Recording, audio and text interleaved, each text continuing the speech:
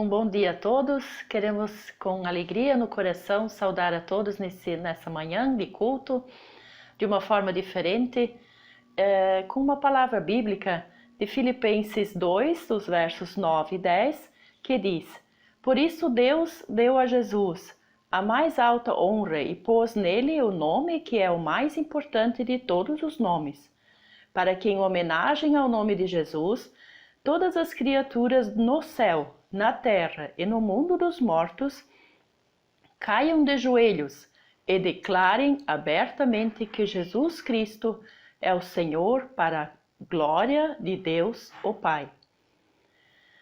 Uma palavra muito linda e que nos quer dizer sempre de novo a quem nós devemos toda a honra e glória. Que nós, dessa forma também e nesse momento, nos concentremos de que nós precisamos nos prostrar. E essa é a forma correta que Deus espera e deseja que nós cristãos façamos isso na presença dele em todas as situações e em todos os momentos. Convido agora para uma oração. Senhor Deus e Pai, nós queremos em nome de Jesus te agradecer por mais esta oportunidade de culto, por esse meio de comunicação que nós também agora podemos ter.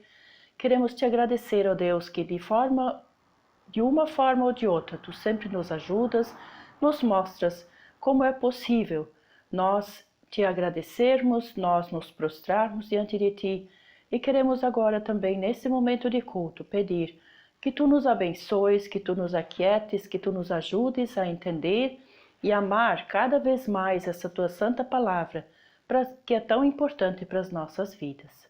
Amém. Agora nós queremos convidar a todos para um momento de louvor.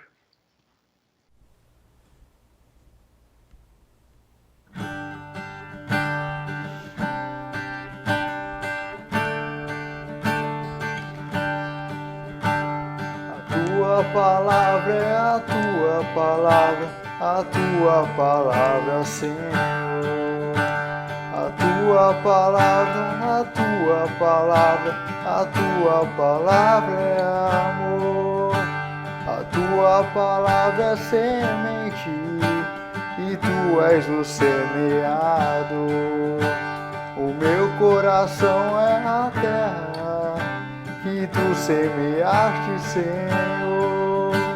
A tua palavra, Senhor. A tua palavra é amor. Meditando num certo dia na tua palavra, Senhor, senti que no alto descia a força do Consolador.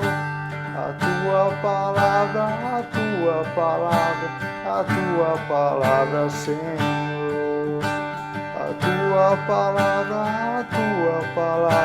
A tua palavra é amor.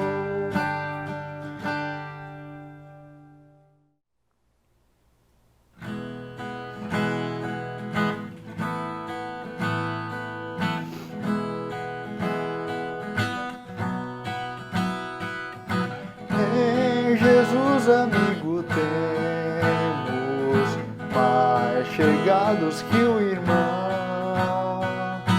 Ele manda que levemos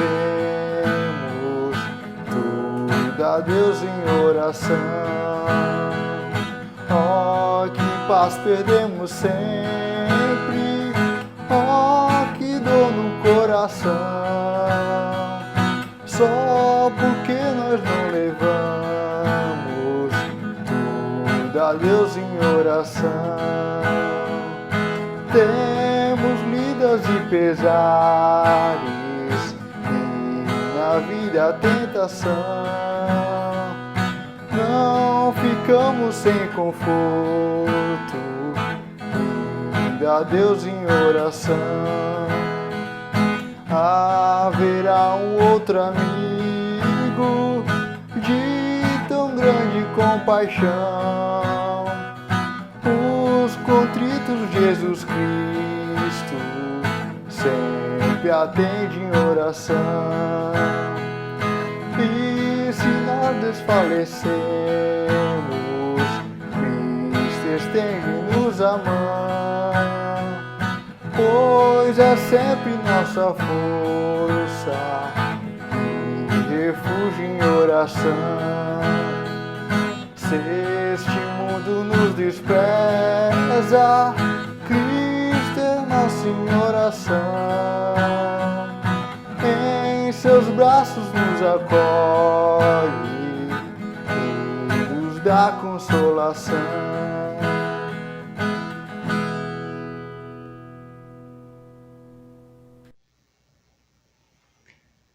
Muito bom dia. Também desejo que o seu dia e a sua semana sejam repletas da bênção do nosso Deus.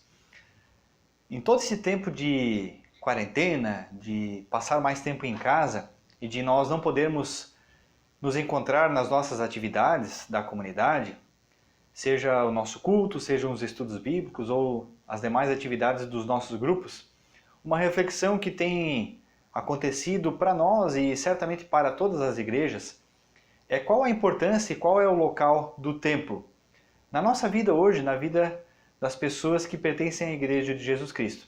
Facilmente existe a confusão de que a igreja é o templo. E pessoas às vezes até se desesperam por não poderem mais ir na igreja. Essa afirmação está correta?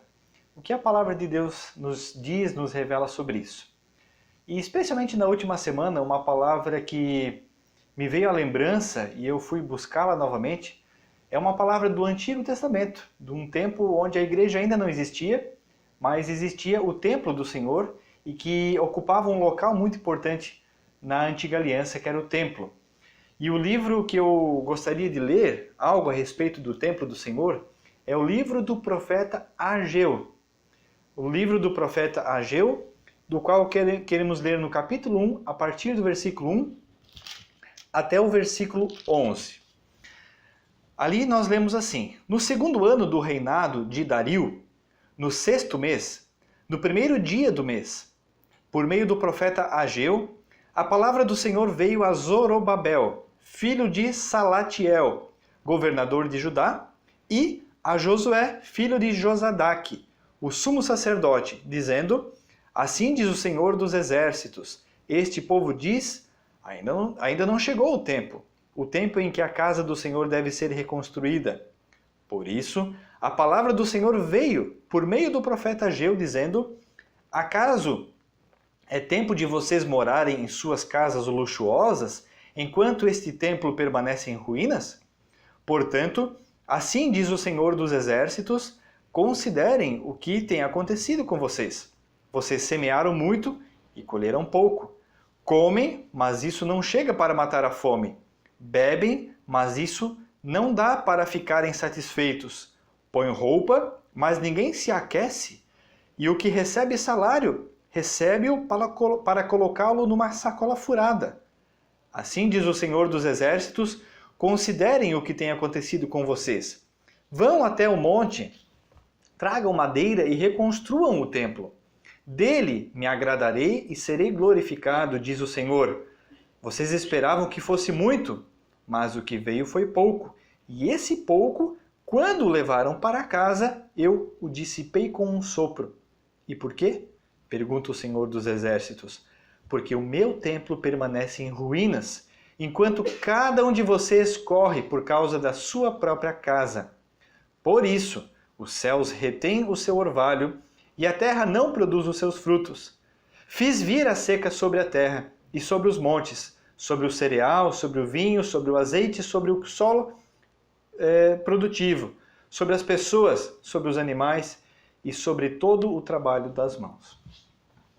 O que esse livro do profeta Ageu tem a ver com o que nós falamos no início, do local, da importância do templo do Senhor na vida do seu povo? É necessário nós contextualizarmos o profeta Ageu brevemente. Lembramos que o povo de Israel, primeiramente, foi governado pelo próprio Deus, até chegar ao momento onde o povo pediu para si um rei. Tivemos o primeiro rei, o rei Saul. na sequência Davi e na sequência Salomão. A partir de Salomão, o povo de Deus se divide em duas partes, Reino do Norte e Reino do Sul, conhecido como Reino de Israel, cuja capital era Samaria, e Reino do Sul, cuja capital era Jerusalém. E por muitos reis, anos após anos, assim o povo viveu, até que surgiram ameaças externas. O Reino do Norte foi levado, foi dissipado, foi espalhado e foi misturado com outros povos pelo Império Assírio. E isso lá pelo ano de 722 a.C. E no ano de 587 em diante, o povo de Judá, o povo do sul, também havia sido praticamente destruído. A diferença é que esse povo foi levado para um exílio. Boa parte, quase a maioria do povo, especialmente da classe política e a classe mais alta, foi levado para o exílio na Babilônia. Isso durou até o ano de 538, quando houve então a substituição do Império Babilônico pelos persas. Os persas conquistaram a Babilônia e eles tinham uma política externa diferente. Eles permitiam que os povos tivessem as suas crenças, a sua religião, e o rei Ciro, que era um rei persa, permitiu que o povo de Judá, que então agora era o restante do povo de Deus, voltasse do exílio para casa. E inclusive permitiu e ajudou para que o povo tivesse os recursos para reconstruir a sua cidade, o seu templo e as muralhas da cidade. Quando a notícia do tempo do exílio, que havia chegado agora ao fim e que o povo poderia retornar para Jerusalém, quando essa notícia surgiu, houve muita empolgação do povo. Aquela expectativa de ir para casa, de retornar para o local daquele tempo glorioso do povo de Deus. Mas o que acontece? Aquela empolgação e aquela expectativa, elas duraram pouco tempo. Porque assim que eles voltaram para Jerusalém, nós lemos que eles começaram a reconstruir a cidade, muros, templo, colocaram o altar, colocaram os alicerces do templo, mas nem só de alegrias e tempos de alívio o povo de Deus vive. Tempos de dificuldade e tempos de ameaça também surgem constantemente no meio do povo de Deus. E assim que surgiram as primeiras ameaças, as primeiras dificuldades, aquela empolgação passou, o medo tomou conta do povo de Deus e a reconstrução do templo, da casa de Deus, parou. Daquele local que seria tão importante para a vida espiritual do povo, cessou. E as pessoas tocaram sua vida adiante. Começaram e continuaram trabalhando para reconstruir as suas casas, mas agora nós vivemos, e agora nós chegamos no tempo da atuação do profeta Ageu. Agora era um tempo onde Deus teve que chamar um profeta para lembrar o seu povo de qual era a sua tarefa. E por isso é nos dito aqui que assim diz o Senhor dos Exércitos, versículo 2, este povo diz, ainda não chegou o tempo em que a casa do Senhor deve ser reconstruída. O povo, agora temeroso diante das dificuldades e ameaças que surgiram por estarem reconstruindo o templo, por causa do medo, paralisou e ia postergando, ia procrastinando o tempo da reconstrução do templo de Deus. E isso faz com que agora Deus tenha que chamar a atenção do seu povo. E por que Deus faz isso? Porque ele gostava de um templo? Porque Deus precisa de um local onde habitar? Claro que não. Nós veremos na sequência o porquê disso. O que eu gostaria de, nesse momento, ainda destacar é que quando nós pensamos, especialmente na ida do povo ao exílio, nós de repente vemos um povo de Deus que era acostumado a ter o seu templo e que de uma hora para outra, o povo agora não tinha mais o templo para onde ir.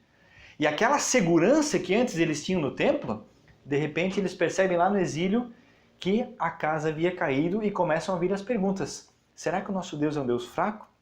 Será que Deus se esqueceu de nós? O que aconteceu? Porque o povo tinha uma falsa segurança por meio do seu templo e por meio dos sacrifícios que eram realizados no templo. É como se o povo tivesse colocado o seu viver com Deus no modo automático. Ou seja, vamos ao templo, fazemos as nossas ofertas, os nossos sacrifícios e depois vamos para casa e a vida continua. Ou seja, a vida com Deus é lá no templo. E do meu dia a dia cuido eu. E de repente, quando agora o povo estava no exílio, o povo começa a se questionar. Ué, será que o nosso Deus ficou fraco? Será que os deuses das nações vizinhas são os verdadeiros deuses? E uma crise se instala porque o povo percebeu que sim, vivia uma crise muito maior que havia acontecido pelo abandono do Senhor. Nesse tempo, nós vemos agora alguns paralelos que podemos até traçar conosco hoje. Gostaria de citar algumas coisas, né?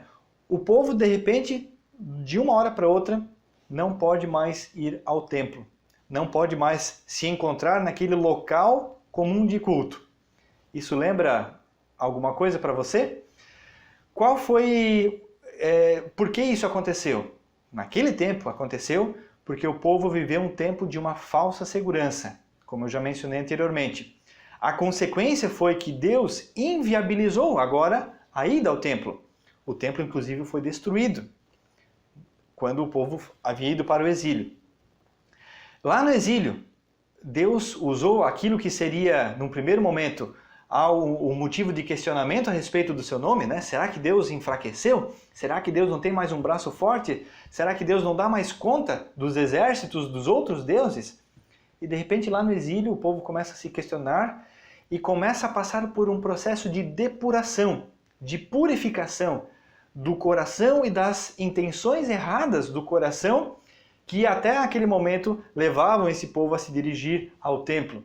O povo percebeu que vivia uma falsa religiosidade e que agora Deus estava usando o tempo de dificuldade, sim, Deus estava inclusive usando o povo inimigo, os babilônios, para purificar o seu povo.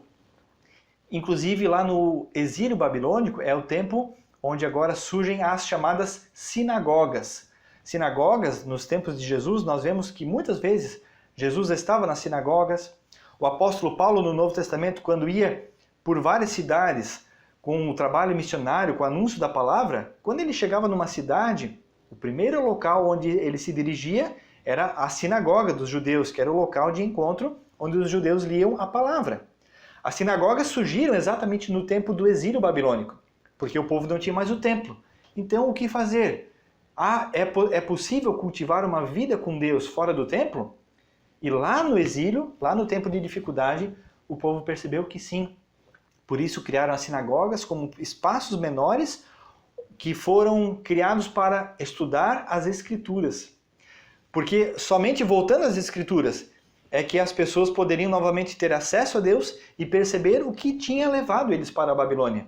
E lá, lendo os textos bíblicos, se colocando diante da palavra, o povo percebeu o quão distante de Deus estava. Ou seja, Deus inviabiliza, às vezes, alguns aspectos na vida de pessoas para que, por meio do seu agir, com as coisas mais esquisitas possíveis, as pessoas sejam purificadas das suas intenções e possam buscar verdadeiramente Deus de uma forma pura novamente. Vemos isso acontecendo no exílio. Depois dos 70 anos, o povo, a ida para a Babilônia foi concluída no ano de 587, mas já havia quase 20 anos que pessoas estavam sendo levadas para lá. E o exílio durou até 538.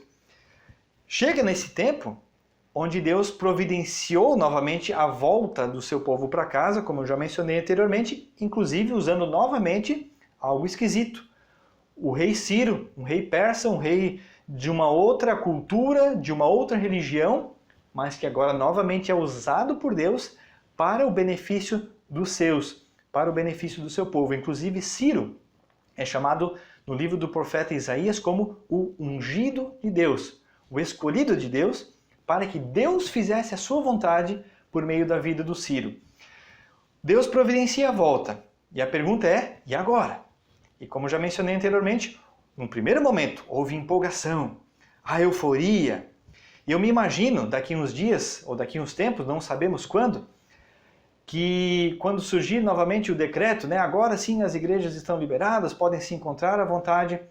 Quem acompanhou nas últimas semanas percebeu que já há uma liberação parcial para estarmos de novo nos nossos espaços de culto comunitário, do nosso espaço comum, no nosso templo. Não o fizemos porque foi ainda uma liberação parcial, né? Podemos ainda estar reunidos em poucas pessoas, teríamos que limitar muito o nosso espaço, teríamos que proibir pessoas de vir, então isso não faz parte do nosso espírito de corpo de Cristo, onde nós queremos que todos possam estar juntos em comunhão diante do nosso Deus. Pois bem, se fizermos um exercício, dá até para imaginar, depois de um bom tempo em quarentena, o desejo e a expectativa que todos nós temos de nos encontrarmos novamente. E haverá uma empolgação. Lá no Antigo Testamento, houve essa empolgação.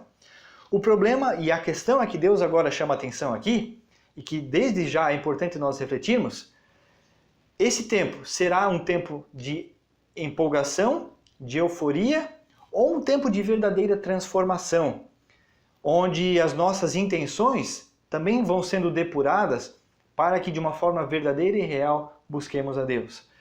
Só nesse tempo de quarentena, se fizermos o exercício de pensarmos quantas oportunidades na nossa vida já perdemos de nos encontrarmos pelas desculpas mais esfarrapadas possíveis. Quantas vezes talvez tivemos o pensamento, hoje eu não participarei do culto com a comunidade porque estou com sono, ou é muito cedo, ou é muito tarde, ou é muito frio, ou é muito calor, ou a música é muito alta, ou a música é muito baixa, ou o pregador fala muito rápido, ou o pregador fala muito devagar, ou aquele pregador eu não gosto, ou agora quando é aquele pregador, aquele eu vou. Percebe quantas coisas talvez há em nossa vida que, se pararmos para analisar, estão com intenções bem distantes daquilo que é a vontade de Deus.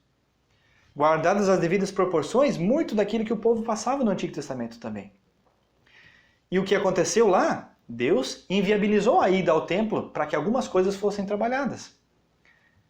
O meu desejo é que Deus esteja trabalhando na minha e na nossa vida também nesse tempo, para refletirmos, para depurarmos as nossas intenções, para purificarmos aquilo que buscamos quando buscamos a Deus. Se de fato o buscamos verdadeiramente falando. Quando vai haver um momento, certamente ou provavelmente, o futuro pertence ao Senhor, mas se esse momento houver, com que intenções novamente nós iremos nos reunir no templo ou em nossas atividades? Será apenas um momento de euforia, de empolgação? Tudo vai depender, mas não vai depender do momento futuro. Depende de como estamos exatamente vivendo agora. O povo de Deus, e nós lemos isso aqui na palavra, diante das primeiras dificuldades que surgiram, quando voltaram e começaram a reconstruir o templo. As primeiras dificuldades foram o básico, foram o suficiente para que a obra de Deus fosse deixada de lado. E a acusação que Deus tem agora é a seguinte: até quando vocês vão dizerem, o tempo de reconstruir a casa de Deus ainda não chegou? Vão esperar até quando? Deus está perguntando. E Deus diz assim: acaso é tempo de vocês morarem em casas luxuosas, enquanto o meu templo permanece em ruínas? De novo, é necessário falar aqui, Deus não se importava tanto assim com uma construção, mas o que Deus via naquela situação é que muitas vezes a realidade externa das pessoas, de um povo, reflete a realidade interna. O povo estava desleixado com o templo de Deus, enquanto as suas casas eram casas luxuosas. E diziam, e usavam um monte de desculpas esfarrapadas. Diziam para Deus, olha, na verdade, é que nós não conseguimos colher, então nós não temos dinheiro para continuar a construção do templo. Não podemos ofertar porque estamos com dificuldades financeiras. Essas eram as desculpas que as pessoas usavam. Está escrito aqui em Ageu. Está escrito aqui em Ageu. E Deus vai questionando e ele vai dizendo, então tá, vocês podem morar em casas luxuosas e o meu templo está em ruínas. Por que isso? Não porque Deus se preocupava com o templo, mas porque Deus se preocupava com as pessoas. Porque aquilo que elas refletiam externamente era uma realidade interna. Ou seja, o fato de estarem abandonando em ruínas a casa de Deus e deixarem ela daquela forma, o templo lá no Antigo Testamento, era uma expressão de que internamente, lá no coração das pessoas, aquela busca que houve por Deus lá no exílio já havia passado. E as pessoas estavam novamente deixando a vida com o Senhor para trás. estavam se preocupando e se ocupando totalmente com outras coisas, e a vida com o Senhor não é parcial, ela se reflete em todas as coisas. Mas quando não há uma busca consciente em manter um relacionamento vivo com Deus, facilmente nós deixamos o Senhor de lado e ocupamos a nossa vida e enchemos e preenchemos e sobrecarregamos a nossa vida com um monte de outras coisas. Assim é entre pessoas. Se não dedicarmos tempo para um relacionamento, em sentar e conversar, em fazer algo juntos com a família, com a esposa, com o marido, com os filhos, se não fizermos algo junto, de repente somos estranhos morando na mesma casa. E quão agradável é brincar com os filhos, e quão agradável é poder ter um diálogo com o cônjuge, é especial. E isso mantém um relacionamento familiar agradável, e assim também com os irmãos da fé, com a igreja como um todo, e assim também com outros amigos. Com Deus não é diferente. Por isso é necessário, sim, dedicação no relacionamento com Deus. Dedicação que passa por um tempo diário de leitura da palavra, um tempo diário de oração, um tempo de louvor, de expressão da adoração por meio de música, que serve como meio para adorar a Deus. E eu pergunto para você, como é que tem sido esse cultivo de relacionamento com Deus na tua vida? Você espera, novamente, daqui a um tempo, estar juntos em comunidade? Ótimo, isso é especial e eu não vejo a hora disso acontecer. Agora, se não está havendo nesse tempo que Deus tem nos dado para ficar em casa, longe do templo, esse cultivo, não haverá muito mais do que uma empolgação inicial e de repente a rotina vai voltar e as coisas velhas vão voltar e aquilo que se cultivava como uma falsa religiosidade tomará novamente conta da vida do povo de Deus. Deus chama a atenção, não porque ele precisava do templo, mas as pessoas precisavam do templo como uma expressão externa da adoração, do louvor a Deus, do cultivo de uma vida no coração com o Senhor. Quando olhamos para o Novo Testamento, quando olhamos para todo o Novo Testamento, os Evangelhos, o livro de Atos, as cartas de Paulo e o Apocalipse, todo o Novo Testamento vai falar também de templo. Por exemplo, em Atos 17, 24, Deus está em Atenas, num povo estranho, discursando diante de um ambiente que cultivava as estátuas de vários deuses diferentes. E Paulo agora está falando a respeito do Deus que ele crê, com o qual ele vive, a quem ele serve. E Paulo vai dizer assim: o meu Deus, o verdadeiro Deus, o Deus vivo, não habita em templos feitos por mãos humanas. Deus não está preso a um local. O Novo Testamento vai falar dessa forma, exatamente para tirar essa ideia de que Deus aqui mandou o Ageu anunciar porque ele se importava tanto com aquelas pedras, porque aquele local era sagrado. Não. Atos 17, 24, Deus vai, vou ler aqui. Deus fez o mundo e tudo que nele existe, sendo ele Senhor do céu e da terra. Não habita em santuários feitos por mãos humanas, nem é servido por mãos humanas como se precisasse de alguma coisa, pois ele mesmo é quem a todos dá vida, respiração e tudo mais. Deus é Deus, ele não precisa de um templo. O que ele queria aqui é que as pessoas expressassem por meio de algo externo aquilo que elas tinham na sua vida.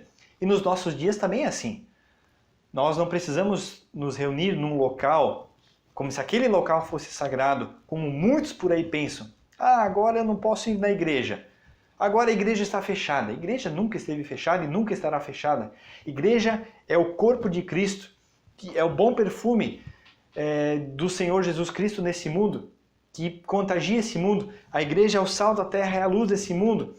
E nunca vai precisar de autorização de alguma instituição humana, de alguma autoridade humana, para atuar. Igreja é o corpo de Cristo.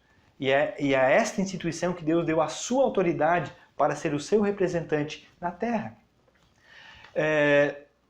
O apóstolo Paulo, em 1 Coríntios 6,19, quando fala sobre templo, ele vai falar que nós quem? os que vivem com o Senhor Jesus Cristo, aqueles que têm o Senhor Jesus Cristo na sua vida, estes são o templo do Espírito Santo.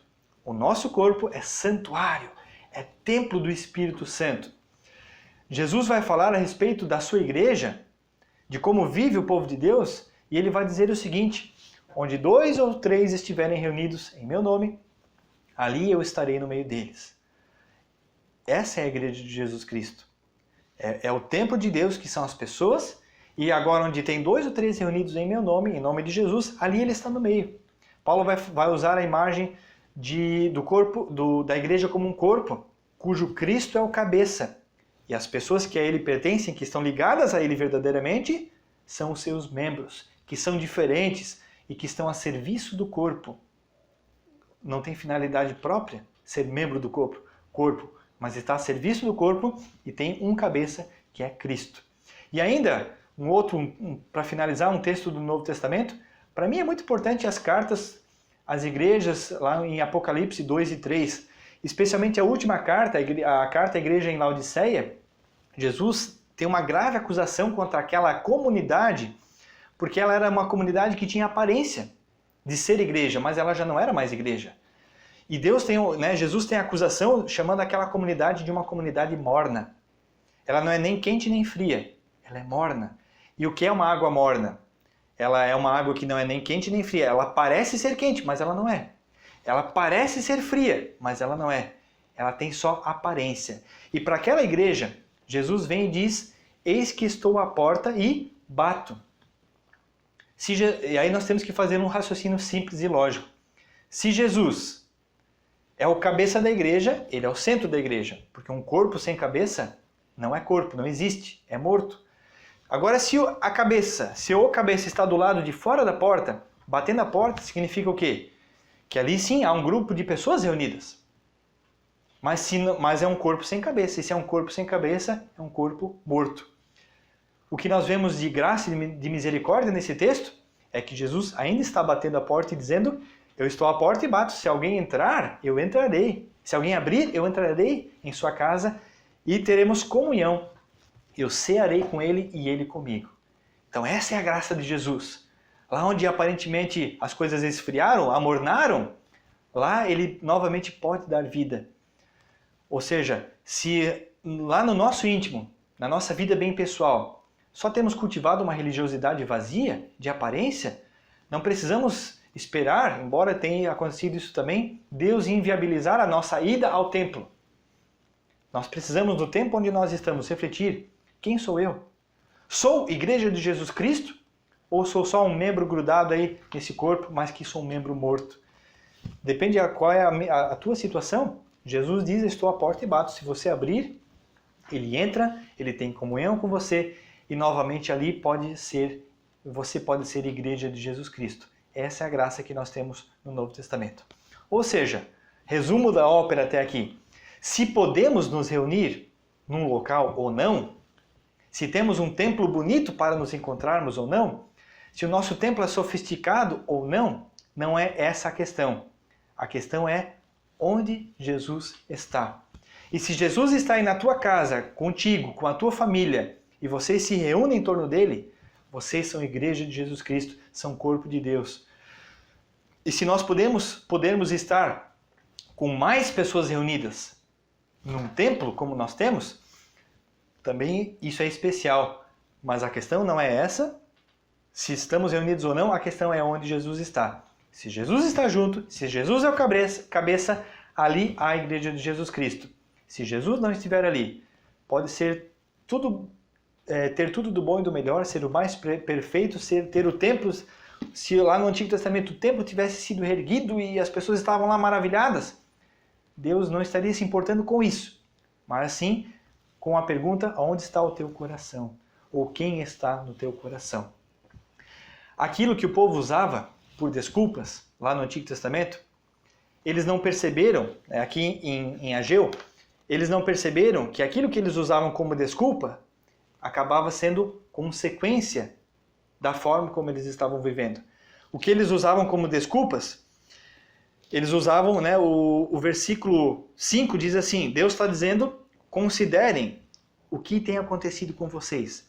Considerem, coloquem na balança, pesem, reflitam, analisem, dissequem aquilo que tem acontecido com vocês.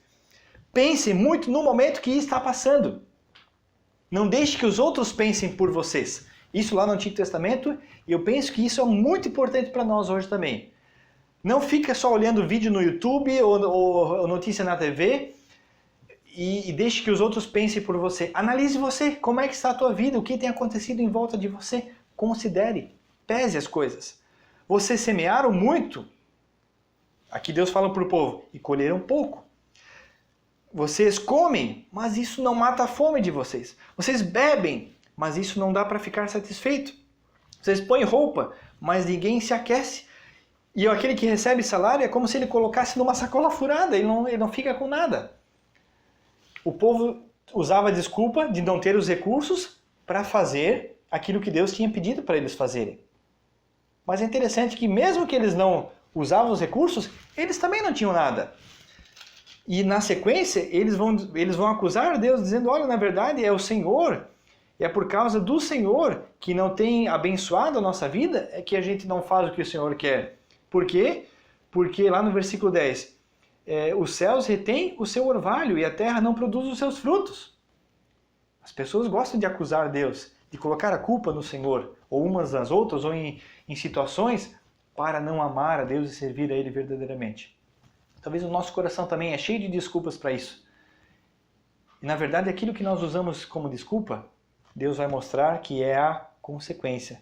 Por isso o versículo 10 diz assim, por isso é que os céus têm retido o seu orvalho e a terra não produz fruto.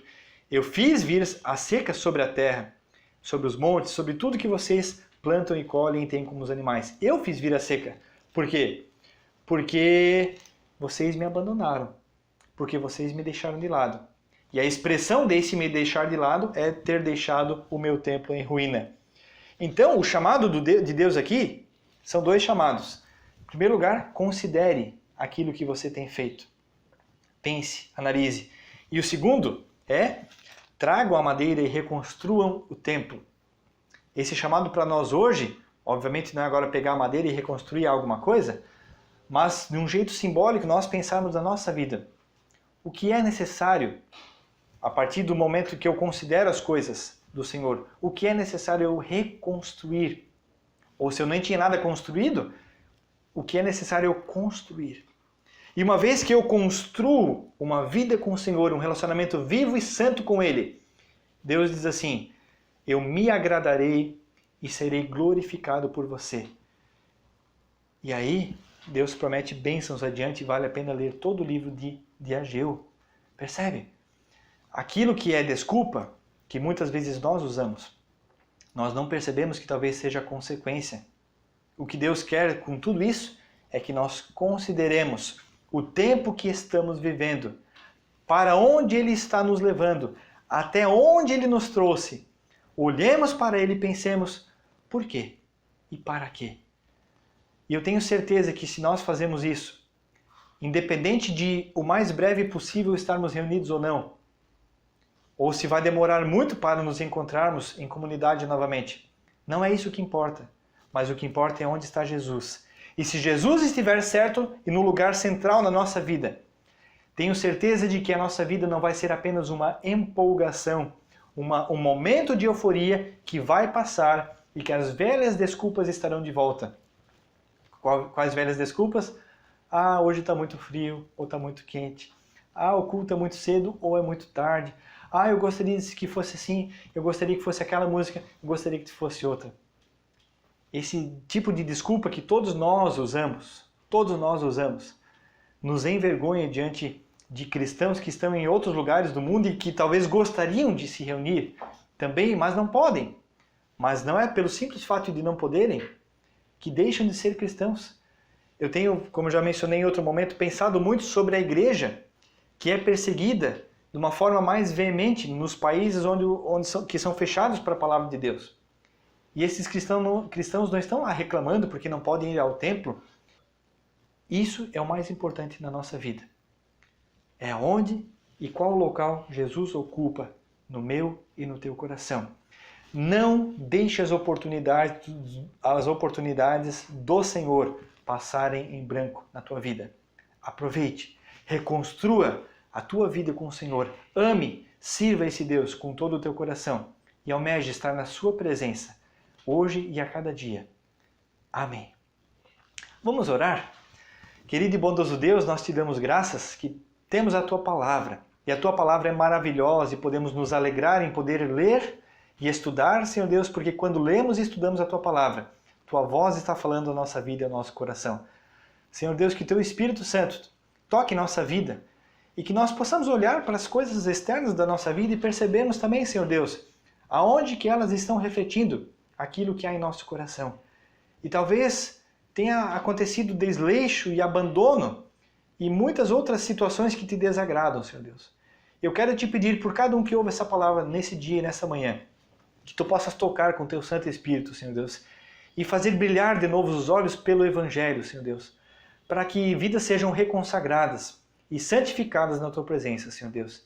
E também se tem alguém que ouve essa tua palavra nessa manhã e que ainda não te conhece verdadeiramente, Senhor Deus, que talvez apenas caminhe junto, que apenas esteja grudado como um membro morto do teu corpo, Senhor Deus, que essa pessoa possa experimentar o milagre da salvação, que acontece quando Jesus é convidado a entrar na sua vida, onde Jesus está batendo a porta e quando essa pessoa abre essa porta e Jesus agora se torna o Senhor sobre a vida dela também. Eu clamo, Senhor Deus, para que tu tenhas misericórdia da tua igreja e possas usar a tua igreja como tua luz nesse mundo, Senhor Deus. Nesse mundo que carece da tua graça, Senhor Deus, nesse mundo que jaz nas trevas, mas nesse mundo que tu escancaras as oportunidades de salvação a cada dia. Que nós não deixemos elas passarem em vão, em branco em nossa frente, Senhor Deus, mas que nós possamos aproveitar tudo aquilo que tu és e tudo o que tu fazes na nossa vida, Deus. Abençoe a vida de cada um, abençoe a semana que inicia, Senhor Deus. Cuide das pessoas enfermas, Senhor Deus, cuide das pessoas que estão passando por dificuldades, cuide das famílias enlutadas, Senhor Deus. Nós clamamos por tua graça e por tua misericórdia na nossa família, na nossa igreja, no teu povo, Senhor Deus, por todo o nosso mundo. Nós oramos em nome de Jesus. Amém. Que o Senhor te abençoe e te guarde, que Ele faça resplandecer o rosto sobre ti, tenha misericórdia de ti, que o Senhor sobre ti levante o rosto e te dê a sua paz. Amém. Apenas lembrando, nas terças-feiras à noite temos o nosso estudo bíblico, que por enquanto ainda estamos transmitindo apenas via Facebook do Melk e Topava Central. Nós ainda não estamos fazendo aqui pelo YouTube por faltar alguns recursos técnicos, mas o mais breve possível que tivermos esses recursos em mãos, faremos também pelo YouTube para que as pessoas que não têm o Facebook possam acompanhar também. Todas as terças às 20 horas, Melk e Topava Central. Estamos chegando no final do mês de abril e queremos agradecer também por todo o sustento ofertado por cada um de você, por você que tem depositado, você que tem entregue pessoalmente as suas ofertas ao Senhor por meio da nossa comunidade. Lembrando que é um privilégio servir a Deus também ofertando, e o Senhor nos dá essa oportunidade. E queremos continuar fazendo adiante. Muito obrigado. O Senhor se alegra também quando nós fazemos isso com um coração livre e grato. E se você quiser, você puder continuar ofertando, ajudando também no sustento do trabalho do Reino de Deus por meio da nossa comunidade. Que Deus te abençoe e abençoe a tua família também. Uma abençoada semana e nós ainda queremos finalizar cantando mais um hino. Deus te abençoe.